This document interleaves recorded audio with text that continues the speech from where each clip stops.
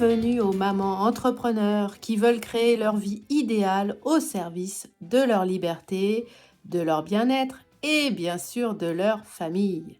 Je partage avec toi des idées pour que tu deviennes ta meilleure amie, des conseils pour simplifier tes journées, des visions pour voir la vie avec de nouveaux yeux, pour penser différemment, sortir de tes croyances limitantes et vivre selon tes priorités. Si ça te dit, abonne-toi pour que ce podcast devienne ton Sherpa de Mompreneur Aventure.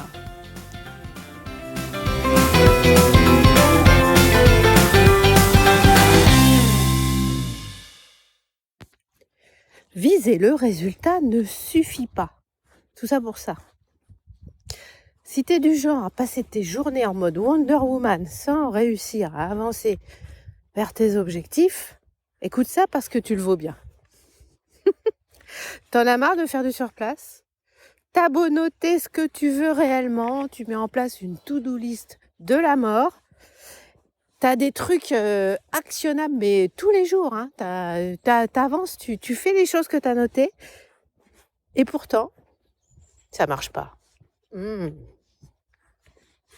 Alors, si tu passes tes journées en mode Wonder Woman, tu fais plein de choses. Tu check, envoyer 30 mails, ça c'est réglé.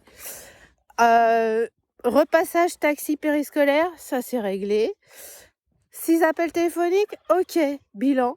T'es tout excité, t'es fier de toi, t'as fini ta journée, t'as été efficace. Et si c'était qu'une illusion? Peut-être que t'es productive, mais pas forcément efficace. Est-ce que tu vois la nuance? Si t'as rempli ta journée de plein de tâches, c'est que t'es productive. En revanche, tu peux être productive, mais pas efficace. Bon, alors elle est où la nuance? L'efficacité, d'après Wikipédia, c'est ta capacité à atteindre tes objectifs. Alors dis-moi, c'est quoi ton objectif? Tiens, laisse-moi te raconter l'histoire de Nathalie et Isabelle.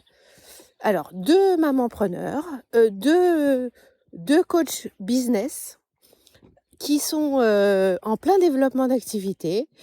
Alors, bien sûr, elles préparent des contenus pour être visibles.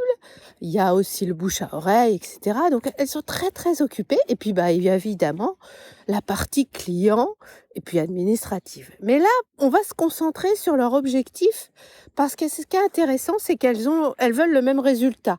Elles se sont fixées comme objectif de signer avec un nouveau client cette semaine. Ça, c'est intéressant parce que bilan de la fin de semaine réalisé, Nathalie, elle a signé avec un nouveau client, alors qu'Isabelle, non. Alors tu vois bien que même avec le même résultat, on n'obtient pas forcément le résultat. Tu vois, qu'est-ce qui s'est passé? C'est pas gage de réussite de poser le résultat. La différence, c'est la mise en place du système pour y arriver. C'est ça le truc, c'est de tester. Donc Nathalie, elle a un système qui est validé, puisqu'elle a réussi à faire elle a signé avec un client, donc elle va pouvoir réitérer.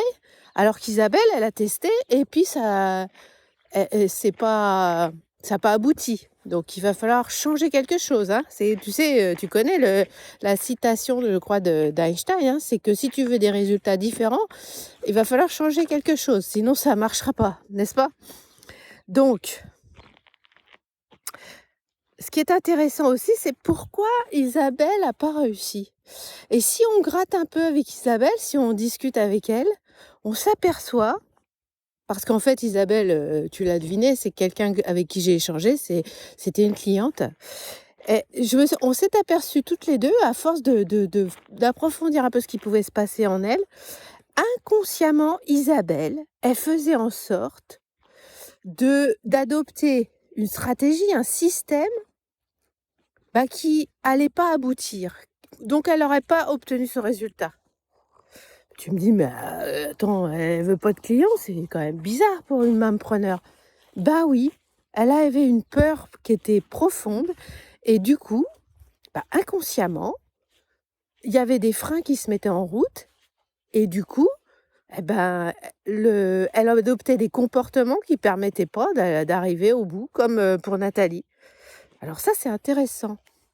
Du coup, elle avançait pas Isabelle, elle avançait pas dans le développement de sa clientèle. Est-ce que ça te parle ça? Parce que si tu veux, pour qu'il y ait dans l'absolu, le résultat, avoir un client de plus, c'est facile à mesurer, hein. Soit tu en as un, soit tu en as pas, hein, c'est binaire. Mais par contre, ce qui est compliqué, c'est de comprendre pourquoi tu l'as pas eu. Et c'est ça qui est très, très intéressant. Pourquoi Isabelle ne l'a pas eu? Bah, parce qu'inconsciemment, elle voulait pas développer son activité.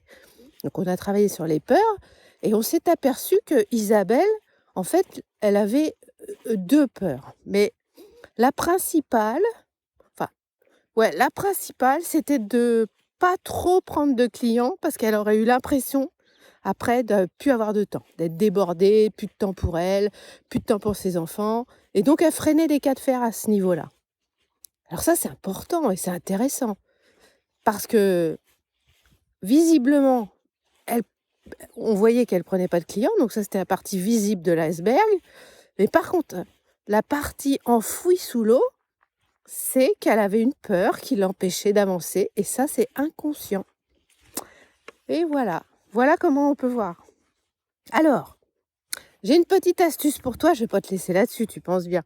Donc si tu es concerné, si tu vois que tu avances pas comme tu veux et que bah il y a quelque chose qui freine mais tu saurais pas quoi dire, bah il faut revoir ton résultat. Il faut voir un petit peu qu'est-ce que tu pourrais mettre en place à part de ça. Donc, commence par te poser, s'il te plaît. Coupe ton portable, tu te le mets en mode avion, tu prends une feuille et un stylo. Et puis là, on va reprendre, par exemple, ton objectif du mois. Celui qui te tient à cœur, vraiment, tu vois.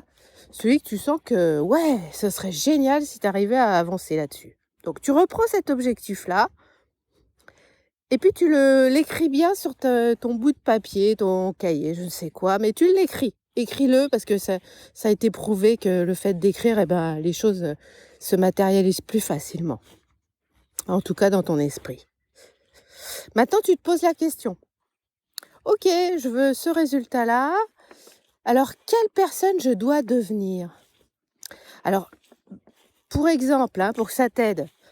Par exemple, je veux pouvoir exposer ce tableau dans mon prochain vernissage. Là, je fais la petite dédicace à Aline, Aline, artiste peintre.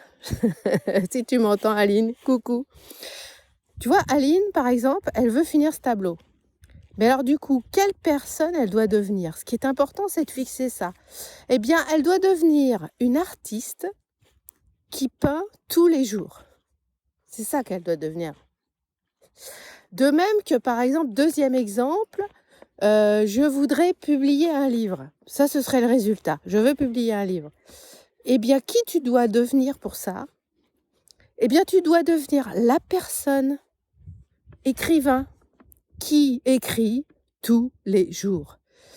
Et si tu comprends bien ces deux exemples, tu vois tout de suite dans la to-do list les actions efficaces à mettre en place. T'as compris le truc? Donc tu fais pareil pour toi parce que au fond, finalement, tu commences par te poser la question qui je dois devenir. Et ensuite, la personne qui, tu vois? Et ensuite, tu positionnes l'action principale efficace qui va t'emmener au résultat. Et puis, tu fais ça tous les jours. Tu fais ça pendant 30 jours. Alors, comme d'habitude, hein, soit tu continues à écouter ta tête et puis tu procrastines, hein, on est d'accord avec ça. Soit tu écoutes ton cœur, tu te poses 10 minutes avec ton crayon, ton cahier, tu essayes l'exercice que je te propose. Et puis surtout, ce qui est intéressant, c'est que tu mettes ça en commentaire. Eh ben, je dois devenir la personne qui... Et tu y vas, tu remplis les trous. Parce que moi, ça m'intéresse de savoir si tu as trouvé et que ça t'a éclairé dans ta vie. Et 2, ça peut aider les copines. Les mamans-preneurs qui vont lire ton commentaire, elles vont se dire: «Waouh! Eh ben ouais, ça me parle tout ça». Voilà, je te dis à la semaine prochaine. Belle semaine à toi. Ciao, ciao. Merci de ton écoute. Sens-toi libre de t'abonner pour ne rien rater et laisser un avis sur cette plateforme. Et si tu penses que ça peut aider une amie, n'hésite pas à partager cet épisode. À très vite sur Mampreneur Aventure.